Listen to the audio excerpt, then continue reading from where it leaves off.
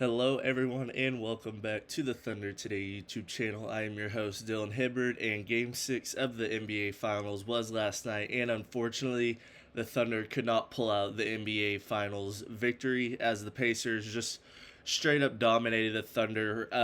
The score doesn't look like it, but if you were watching, you knew the Pacers dominated them. They were up 90-60 by the end of the third.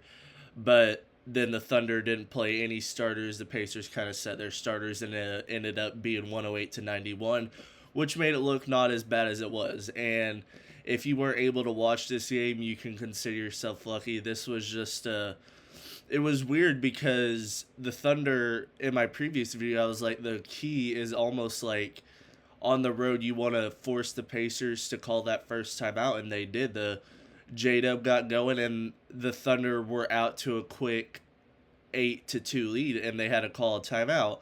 And then after that timeout, that's when it kind of started to go downhill as the Pacers went on their own 8-0 run, and it just kind of kept adding on from there. And this game, I mean, we said it, and the Thunder players have said it, Mark Dagnall said it, that they had to be their absolute best for this game, and they just weren't. It just didn't look like they were as hyped up or engaged for this game as they should have been. It looked like they knew they could lose this game and be back home for game 7, which isn't good because now the way you allowed the Pacers to just kind of run all over you, it gives them so much momentum going into game 7, which we talked about. We're like, yeah, it would be nice to win in OKC, and there's a very good chance that we do win in OKC, but when you give a team like the Pacers that advantage of, oh, we just absolutely killed you, now we have that momentum, even though we're going back to Oklahoma City, we feel like we have found a way to slow you guys down and make it nearly impossible to stop us.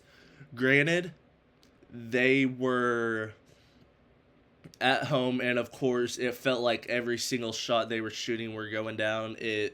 That's what happens when you're at home. It feels like Indiana is so different when they're at home compared to when they're on the road in OKC.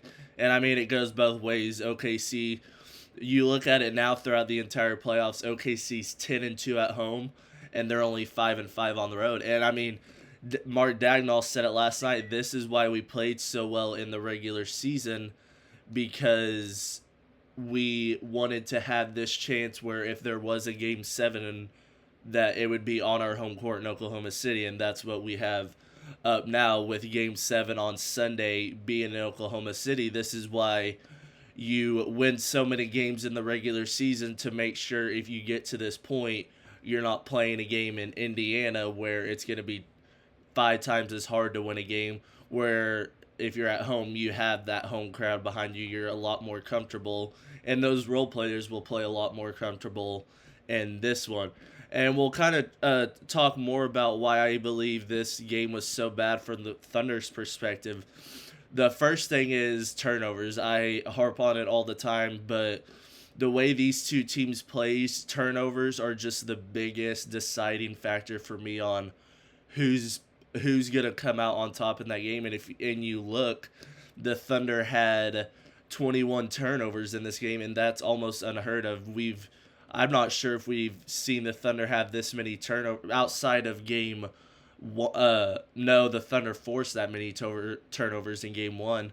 The Thunder haven't had this in the postseason, so just to see, it felt like every possession down the court, they just could not get off a shot. It felt like the Pacers kind of found something like, we're not going to full court pressure you where you guys can get past us and kind of work faster. We're going to make you work in the half court offense where you're not out in transition. We're going to make you play iso ball, and we're just going to straight up play better defense. We're going to play better defense than you can play offense. And that was kind of the story, as once it crossed half court, it just felt like the Pacers defense kicked into a new gear last night, and it showed. I mean, the Pacers they looked better overall, and not only did they force pretty much double the amount of turnovers they had, they didn't turn the ball over that much.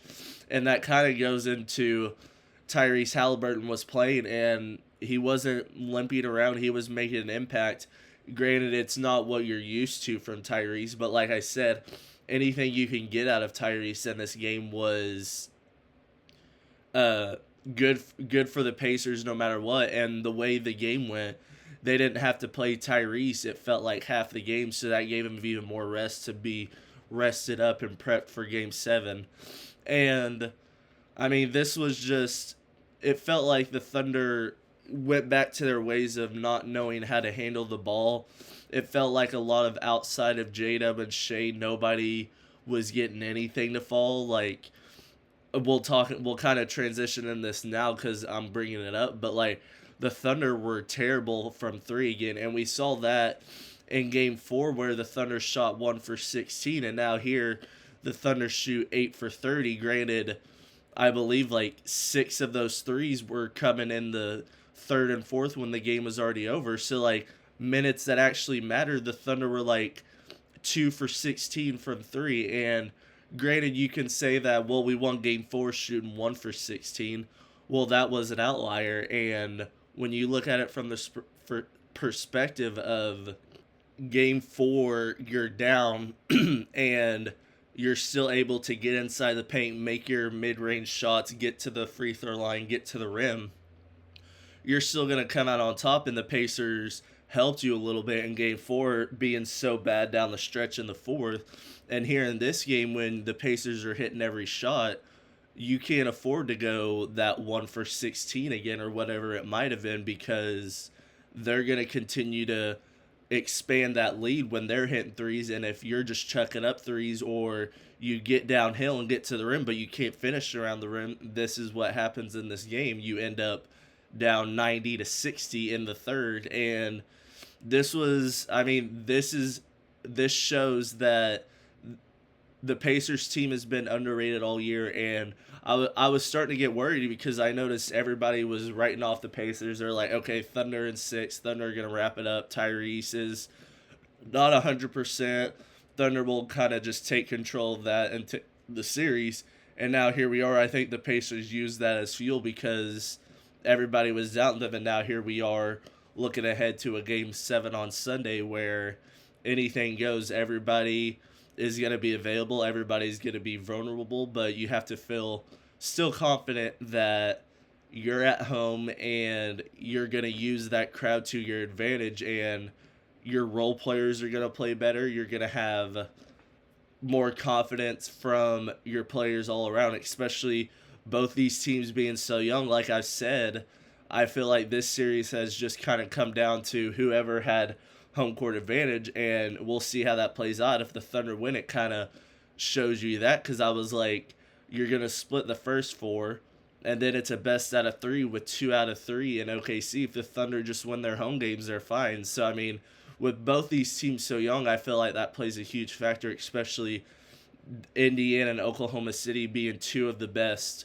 crowds in the entire league. It's so hard to win on the road when you're a young team, but we'll kind of see how that plays out. And lastly, I wanted to get into one Thunder player who struggled. Everybody kind of struggled outside of SGA and J-Dub last night, but what we saw from Chet Holmgren was just so disappointing in my eyes. He had 4 points and 6 rebounds. He only shot the ball 9 times. He was 0 for 3 from 3. And this was just one of those where I said if we could have gotten 15 points, 10 rebounds out of Chet, it could have made a huge difference to where if J-Dub and Shea would have kept doing their thing, maybe we would have gotten more. Aaron Wiggins was hitting a couple threes. Maybe we would have gotten contributions from him. Isaiah Joe play out of his mind, which I'm hoping he can get some big minutes in Game 7. We'll see how that plays out. But, I mean, Chet just... he still hasn't figured out what he's great at on the offensive end, and I would hope he knows that he's always going to be a lob threat. So I feel like the Thunder kind of, if I'm them in Game 7, you're almost trying to draw a play up off the rip. If you get the tip, try to draw something up where if you put maybe a pick and roll with Hartenstein and Shea, but then you have Chet in that dunker spot to get him a lob and maybe see that ball go through the net, because this Thunder team is just exponentially better when Chet produces on the offensive end. Not just, we know he's an all NBA defender and one of the best in the world at defending the rim, but if we can get his offensive game going in Game 7, it's going to make it flow so much easier for Shea and J-Dub.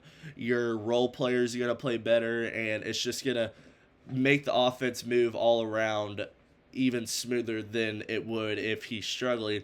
And another thing I wanted to talk about real quick before we get on out of here is how I've noticed that I noticed they talked about it in the broadcast, but Hartenstein hasn't really shot that floater, and he started shooting it last night. He made 2 of them, and it kind of made me question why Hartenstein really hasn't shot that floater. He's shooting like 60% from the field on just those shots, so it feels like also if you can get a few of those floaters in for Hartenstein and maybe he sees the ball go in the hoop, maybe you get a quick 10 from him, and then that will later on down the game could possibly be a difference in the game in general. If you get 10 points from Hartenstein that you weren't expecting because he's shooting that floater, that could be big. And I mean, we'll talk more about what my thoughts are on Game 7 and what we might see from both teams and kind of how they'll approach that and how the Thunder should approach that.